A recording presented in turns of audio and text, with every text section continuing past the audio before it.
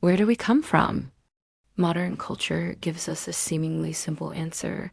We are the accidental byproduct of biological evolution, a lucky roll of the cosmic dice driven by chance and natural selection. But what if that story is incomplete? What if our origins are far grander, far more profound, and woven into the very fabric of the cosmos itself? Helena Blavatsky, in her masterwork, The Secret Doctrine, presents a radical alternative. For her, the story of humanity, or Anthropogenesis, isn't some footnote at the end of creation. It's the direct continuation of cosmogenesis, the birth of the universe. In this view, humanity doesn't just show up late to the party. We unfold in parallel with the cosmos. As she puts it, man is not the last of the animals, but the first of beings. Today, we're going to set aside the familiar, linear, materialist models and explore a multi-dimensional spiritual anthropology that will forever change how you see your place in the universe. One of the most misunderstood ideas in Theosophy is the concept of evolution. When we hear that word, we picture a straight line, a ladder climbing from simple organisms up to complex ones, with humans perched at the very top. Blavatsky completely rejects this simplistic model. She states, the evolution of man is not from animal to man, but from spiritual to material, and back again. Think about that for a moment. Our journey isn't a straight climb upwards from the mud. Instead, it's a grand cyclical voyage.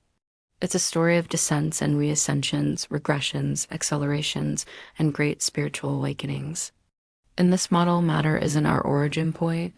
It's the lowest point of our descent, the deepest we dive into physical experience. So instead of progress by accumulation, imagine a rhythmic process of involution and evolution. First, pure spirit descends into the density of matter. As it does, consciousness, which was once universal, becomes contained and individualized. Then, within these individual forms, intelligence slowly awakens.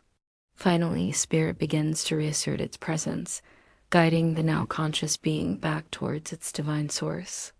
Humanity, therefore, isn't evolving from the bottom up. We are reawakening from within. We are not becoming something new. We are remembering what we have always been. Now, let us tackle what is perhaps the most distorted and controversial concept in all of Theosophy, the root races. When people hear this term, they immediately think of racial categories, ethnic divisions, and the ugly history associated with those ideas. But Blavatsky is crystal clear on this point.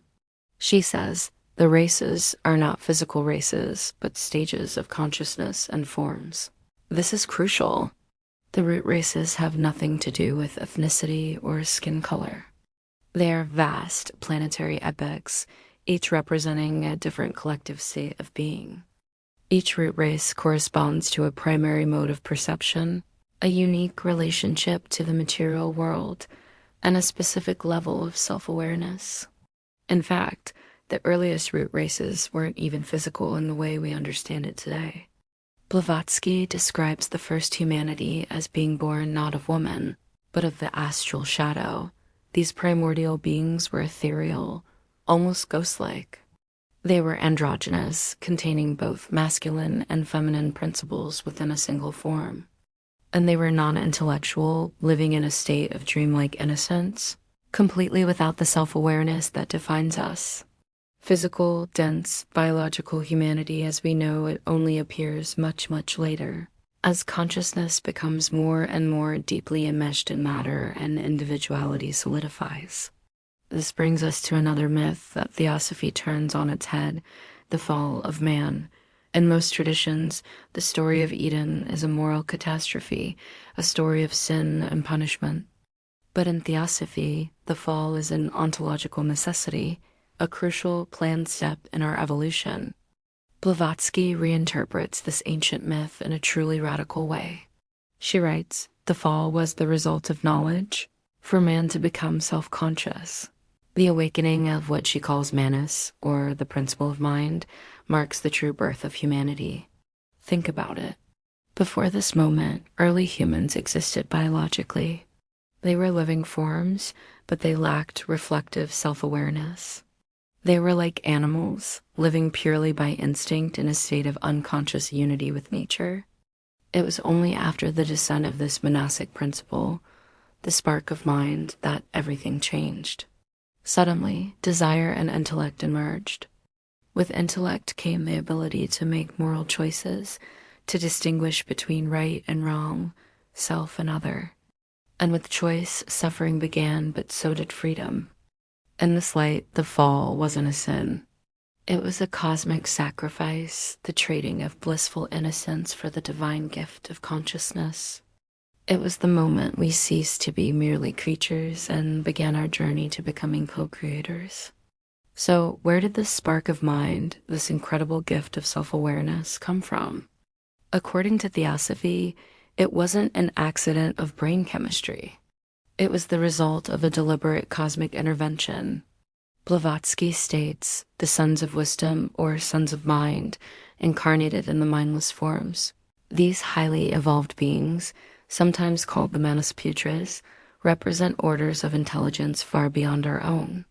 Their role was to descend into the still unawakened human forms and activate the latent potential for mind that lay dormant within.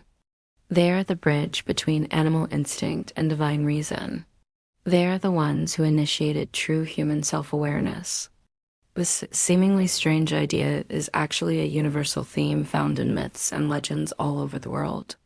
The Greek myth of Prometheus, who stole fire from the gods and gave it to humanity, is a perfect example. Fire, in this sense, symbolizes the fire of intellect, of consciousness.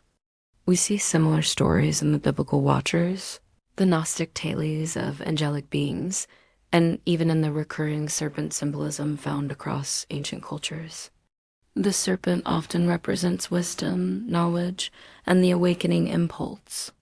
All of these diverse stories point to the same fundamental truth. Our intellect is a gift from a higher source, an inheritance that makes our spiritual journey possible. So how does this grand spiritual narrative fit with the scientific theory of Darwinism? Does Theosophy simply deny biological evolution? Not at all. What it does is challenge its claim to be the whole story. Blavatsky readily admits that natural selection and other Darwinian principles are brilliant at explaining the adaptation and survival of physical forms, that they can never explain the origin of consciousness itself. Darwinism explains the how of physical adaptation, but it says nothing about the why of our existence, about meaning, purpose, or the inner life of the soul. Theosophy adds the missing vertical dimension to the flat, horizontal plane of materialism. It proposes that consciousness actually precedes physical form. It argues that mind is not just a random byproduct of a complex brain. And it reframes humanity as a grand spiritual experiment in self-awareness. In this view, evolution is not random at all. It is guided, purposeful, and directed from within by the laws of cosmic intelligence. This brings us to a humbling and empowering conclusion. The story of Anthropogenesis reveals that humanity is neither a cosmic accident nor a fallen, sinful creature. We are, as the Secret Doctrine says, the mirror of the universe, and the universe is the mirror of man. We are active participants in a vast cosmic drama. We are the bearers of an awakened intelligence, a spark of the divine mind itself, and we are ultimately responsible for the future direction of our own evolution. The Theosophy's message, when cleared of a century of misconceptions, is profoundly uplifting. We are not just evolving biologically. We are in the process of remembering ourselves spiritually. We are on a journey from a forgotten divinity through the crucible of material experience and back towards a fully conscious reunion with our spiritual source. But if humanity is a conscious link between spirit and matter, and our evolution unfolds over immense cycles of time, an inevitable question arises.